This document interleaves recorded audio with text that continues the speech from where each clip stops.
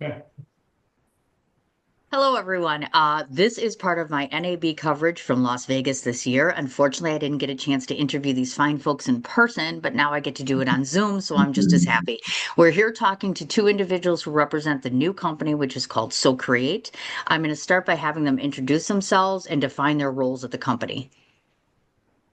Okay. I'll go first. I'm Justin. I'm the founder and CEO of SoCreate. And I'm Riley, and I'm the outreach coordinator for So Create.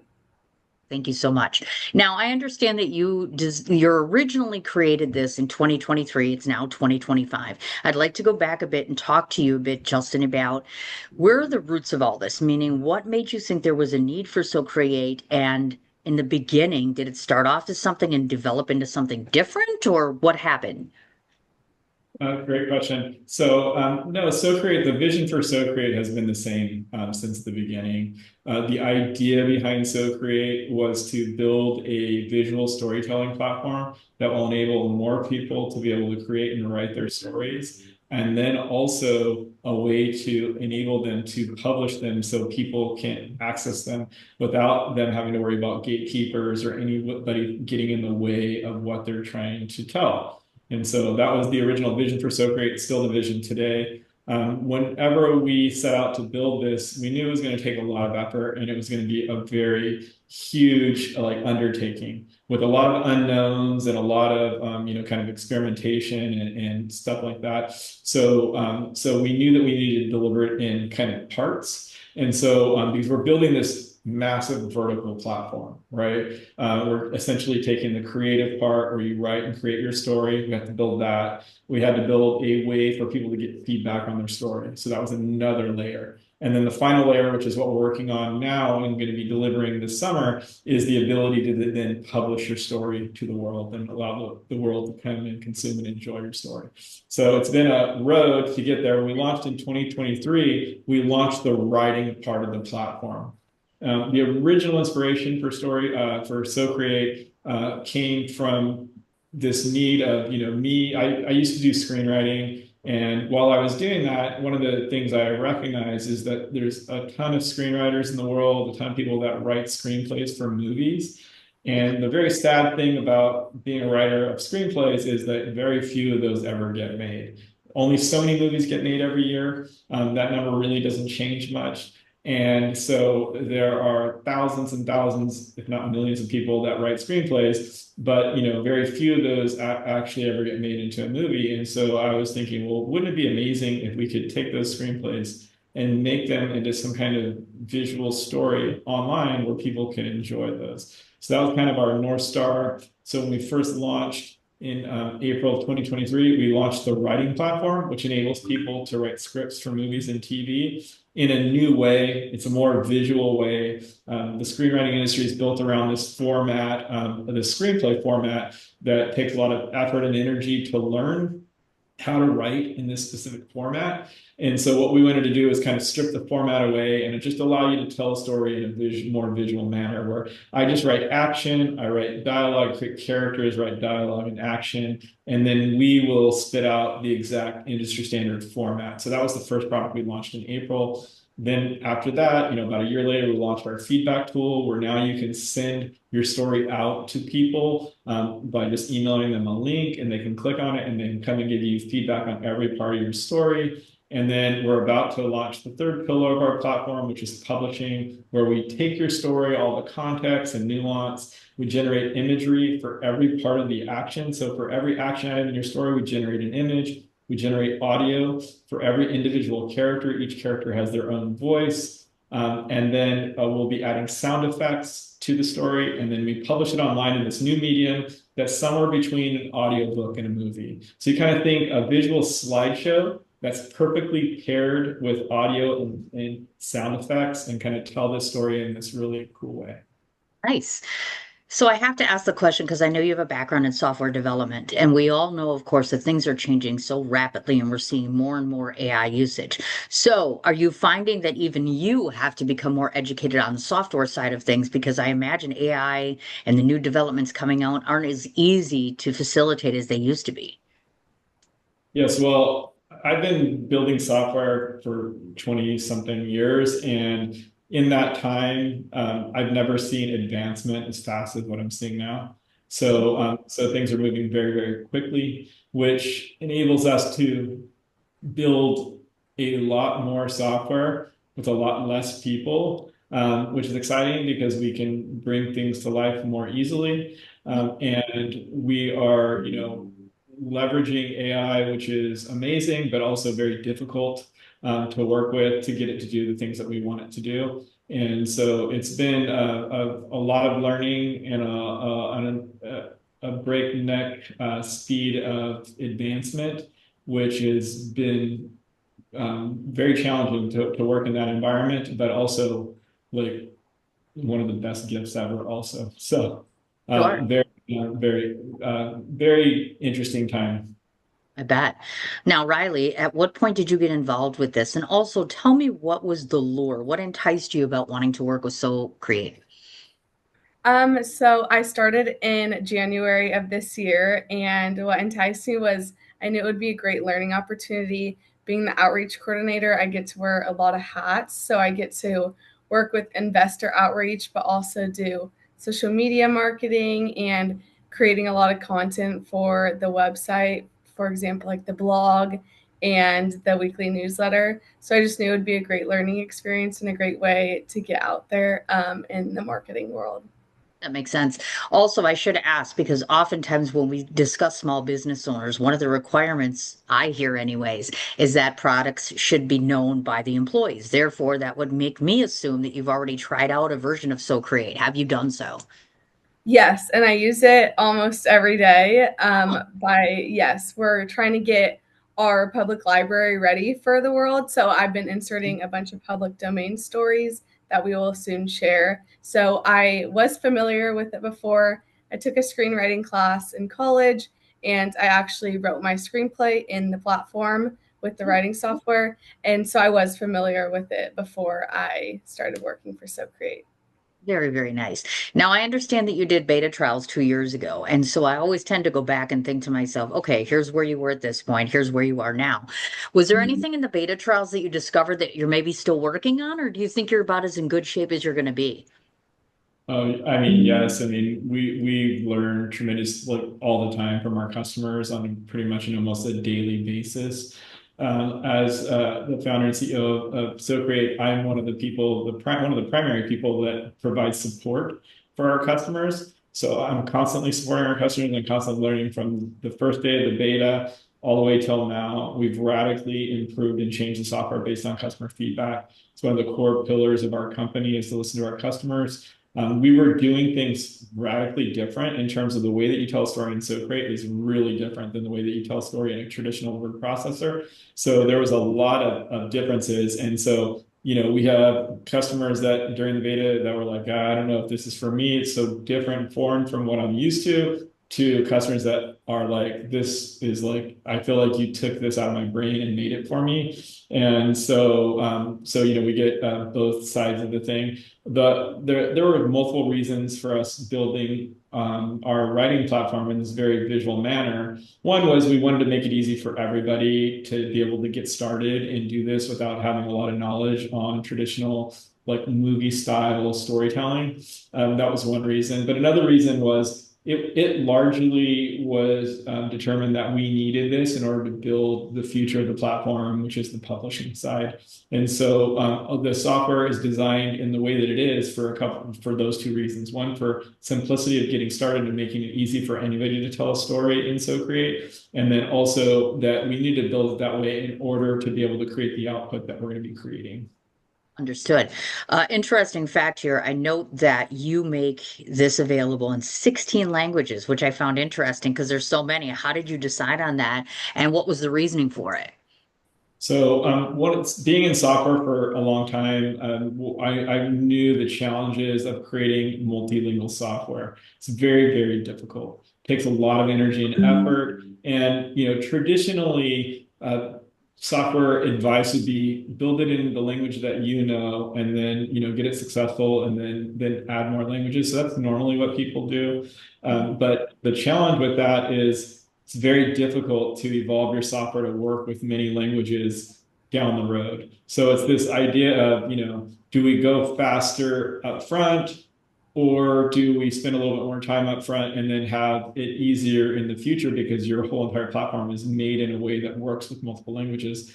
So we knew that we always wanted to be a global company. As a matter of fact, our customers are spread out all over the world. And we have the United States, of course, is our biggest market, but we have almost the same number of people in Brazil as we do in the United States. We have people in all over Europe, Germany. We have a lot of people from France that use our software. So we're global from the beginning, which has really helped us inform and build our software in a way that it works really well. No matter what language you're using, you feel like SoCreate was created in the language that you're most comfortable in. And so it was part of our strategy to do that from the beginning. We settled on 16 languages, primarily because we focused on what are the biggest film markets, what are the biggest markets where people are writing screenplays. And so we kind of looked at that, and that's what we decided. Gotcha. Now, Riley, question for you. Since you do a lot of outreach, I'm curious to ask you, thus far in the last 2 years, what are you finding your main demographics to be at this point? So it started off with screenwriters, and that was our main focus. But now we're branching out, and our demographic is anyone with a story. So authors, screenwriters, marketing, anyone that has a visual that they want to share is our market right now. Do you find male, female? Have you noticed it all? Is it predominantly more one of the other? I'm not sure, Justin. It's really split. I mean, we have people of all ages and demographics using our software. So we have kids that are in school using our software. We have college students using our software. We have people that are actively professionals in the industry using our software. We have people that are retired and telling their story for the first time. So we have the whole gamut of people using our software, and it's fairly split down the middle between male and female. It's very, all of the demographics are very even. Okay, gotcha. Now I have a bunch of different questions about the product itself. First of all, one might think because you do have a feature where you can actually read stories, one might compare you to a Kindle or some of those others. So please be distinctive and let everybody know what distinguishes your platform from someone like themselves. Okay. So in terms of like what we're offering in comparison to something like a Kindle or a digital like ebook reader or something like that, is we're radically different than that in terms of everything that you see is visually compelling. So there's imagery that goes along with it. There's audio that goes along with it. There's sound effects. So we kind of sit right between a movie and a visual book. So if you think about an audiobook, we're kind of like an audiobook with visuals and sound Yeah. effects. So much more interesting. You have the ability to read your story, and with SoCreate, you can read it, and as you read it, you'll get imagery that updates automatically as you kind of scroll through and read the story. The images will come, or you can watch it in a play mode where you can just sit back and like almost like watching a movie or something, and you can have these images come to you as you listen to the story and hear the sound effects and that sort of thing. So I think that we are like much better than that type of story, of course, but and for multiple reasons, because you still have the read experience if you want to, you have the listen experience, and you also have a watch experience. So it's in a whole new kind of dimension of being able to consume stories. Gotcha. If I were to ask you, and it's okay if you don't know this, I'm just curious, do you happen to have any statistic as far as, do you have any idea how many people are actually reading stories off your platform, just on the reading side of things?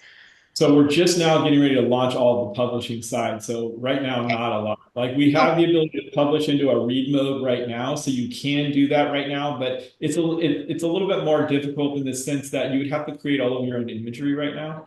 And the difference between that and what we're about to launch is like we'll generate all of the imagery for you using AI.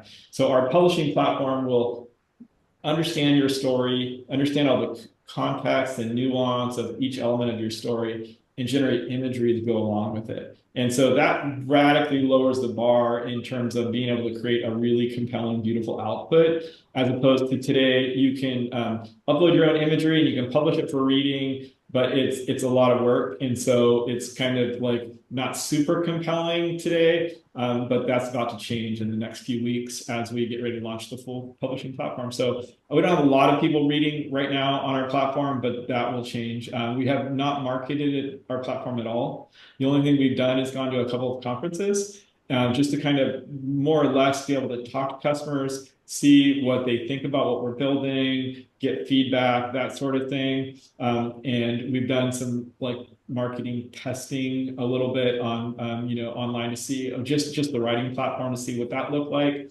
But as soon as we launch the full platform and we have all these amazing stories that we're going to be launching with for people to come and consume and enjoy, we'll start marketing, and we expect to have a lot of people very, very soon. We just on average, we get anywhere from 40 to 70,000 unique visitors on our website already. And that's primarily to view the content that our outreach team creates. We have a bunch of blogs and stuff on storytelling and writing scripts and the movie industry and that sort of thing. So we get a lot of traffic already. Once we have these stories, that traffic will grow quite dramatically. Okay.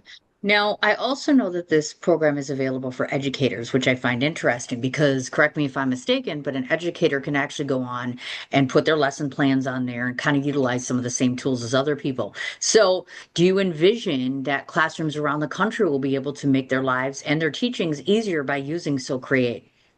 Absolutely. We have multiple colleges that use So Create right now and high schools. And in the future, we plan to ramp that up right now. So far, it's been kind of organic. And we have lots of additions that we're going to be adding for educators to improve the way that they can, work with their kids, review the stories that students are writing, and enable them to give feedback in a really interesting way. So we expect education market to grow a lot once we launch publishing. But it goes beyond education. We think that pretty much anybody that's doing any kind of storytelling will want to use our product in the future. So that could be anybody from people that are writing, stories that are just kind of like narrative stories to people that are writing, basically marketing a product to pretty much any kind of storytelling you can imagine. So we think that people that are in business will use our platform, people that are in education will use our platform, and people that are just telling stories for entertainment will use our platform. Sure. Now, on the film side of things, as you mentioned, obviously you've done screenwriting. Most of us have before. So, a couple different questions relative to that. So, when one thinks of putting a screenplay out there, one of the biggest concerns a lot of us have is how do we protect our work? Because nowadays, most of us are afraid to send anything, even in an email. So, are there protections in place to make sure that content is not stolen? Okay, so one of the things that we would recommend before you publish your story on our platform is to get it copyright protected through the copyright authority in your area. So if you're in the United States, you'd be going to the U.S. copyright website and uploading your story and copyright. You can do that for around $35, I believe. Mhm. So it's pretty easy to copyright protect your story. So that would be the first step. And then the second step would be publishing it on our site. One of the things that I would argue is that by publishing it in such a visible way, right, and having so many people see your story, the chances of it getting stolen actually go down. Because if you're a studio or whatever, if you're a professional screenwriter, pretty much every professional screenwriter that I've ever talked to has a story of they think that Studio X took their work or whatever because Mhm. they pitched it and then they turned it down, and then a year or two later they came out with something very like almost identical to what they'd written.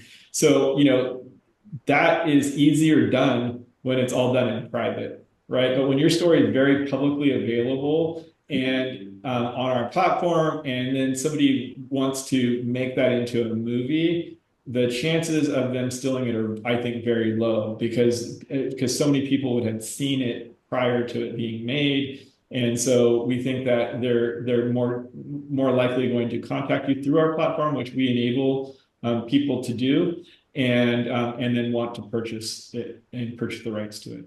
Gotcha. So would it be smart to say that long-term marketing goals might include actually film financiers, film festivals, people that are invested in actually finding their next idea? Absolutely. I mean, we plan to work with studios and give them direct access to the people that are writing the stories. So, for Nice. example, you can register with SoCreate as a buyer of stories, and then that will enable you to contact the writers directly through their profiles if you want to negotiate some kind of a purchase of their story. Understood. Okay. And at present, I was taking a look and I see, of course, you've got the free trial section, and then you've got 4.99 and then 9.99, and then you, of course, have pricing where it can be quoted. So my question is, can you tell us the big differences, meaning why would we pick a 4.99 versus needing a quoted plan of sorts? Like, how does that differ? Sure, that's a great question. So the 499 plan is what we call our personal plan, and that's for someone that wants to write in isolation. So they want to write just for themselves, right? So they don't plan on publishing their story. They don't have any need to collaborate with anybody else or to get feedback with anybody else. So it's like I kind of like write as a hobby or just for myself. Or I like to write completely in isolation until my story's completed, and then I'm going to do something else with it. So that's why you want to choose the personal plan. Or if you're on a budget and you want to get started, and you know it's a very affordable plan. Why you would want the professional plan is if you want to collaborate with other people, you want to be able to request feedback. You want to be like we have real-time collaboration like Google Docs where two people can work on a story at the same time. It's updating on their screens at the same time as they're both working on it. And you want to publish. We do require you to have the professional plan if you want to use our publishing element. So you'll want to use that for publishing as well. So that's the main difference. And then the quoted would be if you're a big studio or an enterprise and you want to have lots of licenses and you want to go through the trouble of having people individually register. That's what that's for. Okay. And it's important to note, of course, that educators have 3.99, so they're discounted even more. And they, of course, have an option for a quoted plan as well, which makes sense.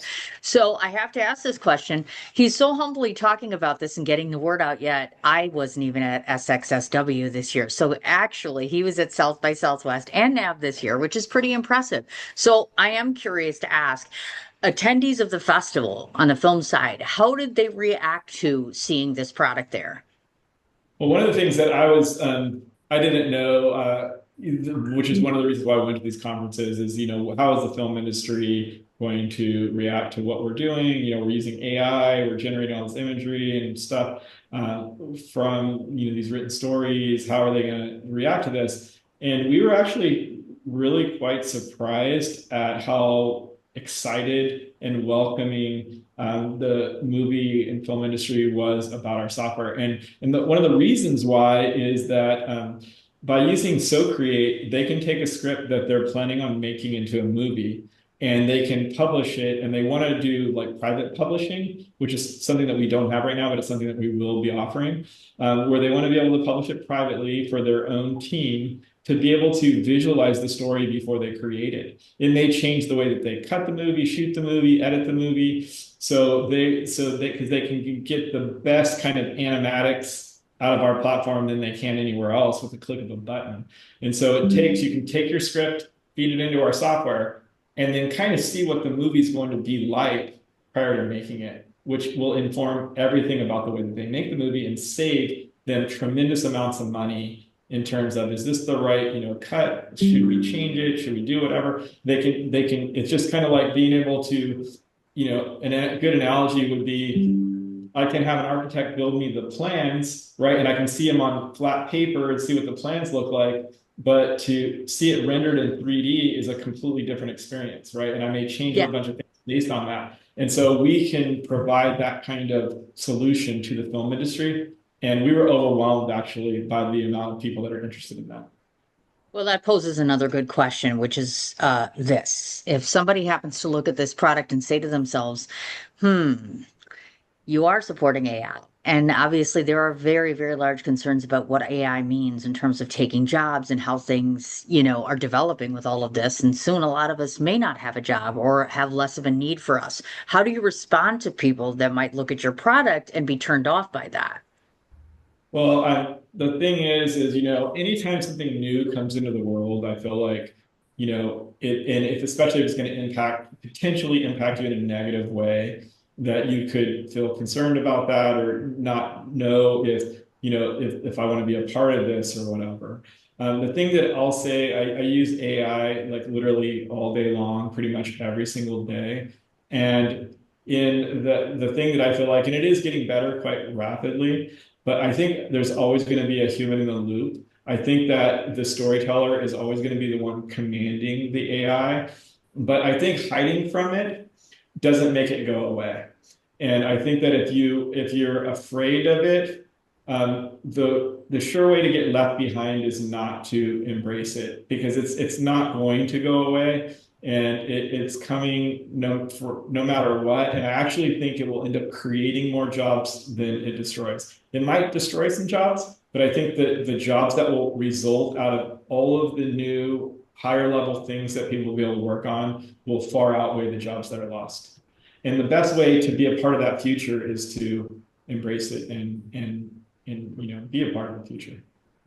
I understand. Now, I understand that you're California based. So if individuals actually want to come and see you or maybe do like a demo of this, is there anywhere that you're headed in the near future where people can meet you or see the product?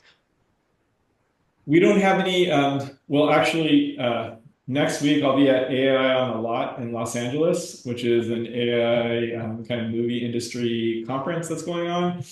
So I'll be there. Other than that location, we don't have anything on the books in terms of like events that we're going to be at right now. We're kind of evaluating everything. Like I said, we're heads down, focused on getting the product released right now. Once that's released, then we'll start looking at, okay, where do we want to go? But you can always reach out to us on our website. You can click on our chat icon on our website and you can just reach out. A lot of times it'll be me that will respond and you can get a hold of us that way. But we're always willing to do demos. We provide free training for anybody that signs up.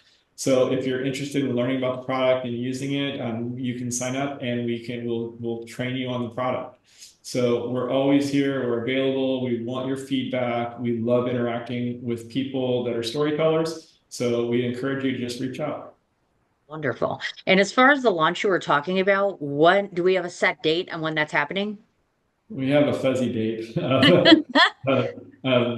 sometime this summer. I mean, we're making lots of progress. We just got a new version released yesterday internally, and it was like 90% better than the prior release. So we're very, very close. We're working on fine tuning of everything right now. We really want the product to be really great when we release it. We want people to be extremely wowed with what they get as a result of them publishing.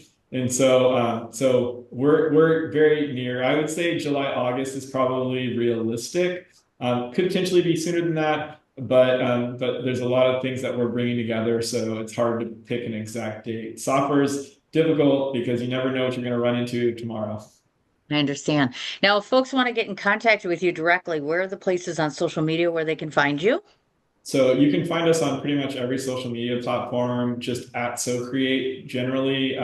If you just search for SoCreate, pretty much anywhere you'll find us, and that's just SO Create. And then you can also go to our website and you can chat with us on our website. Wonderful. Okay, Justin and Riley, thank you so much for explaining all of this today. It was wonderful chatting with both of you. Thank you very much. We really Thank appreciate you. it.